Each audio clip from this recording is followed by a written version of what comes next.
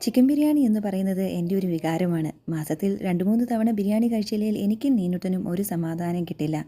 അങ്ങനെ ഞാൻ തന്നെ കുക്ക് ചെയ്ത് പഠിച്ചതാണ് ബിരിയാണി ഉണ്ടാക്കാൻ. ഈ വീഡിയോ കാണുന്നവർ എന്നെ കൂടി സബ്സ്ക്രൈബ് ആൻഡ് ലൈക്ക് ചെയ്യാൻ മടി കാണിക്കരുത്. ബിരിയാണി കഴിക്കുമ്പോൾ കിട്ടുന്ന സന്തോഷവും സമാധാനവും ഒന്നും പറഞ്ഞറിയിക്കാൻ പറ്റില്ല. ടൊവിനോ തോമസ് പറഞ്ഞ പോലെ ടെൻഷൻ വരുമ്പോൾ എനിക്ക് ഉറങ്ങാനും നല്ല ബിരിയാണി കഴിക്കാനുമാണ് തോന്നുന്നത്. പിന്നെ അമ്മയുണ്ടാക്കിയ കടുമാങ്ങ അച്ചാറും കൂട്ടി കഞ്ഞിയും പയറും കഴിക്കാനും.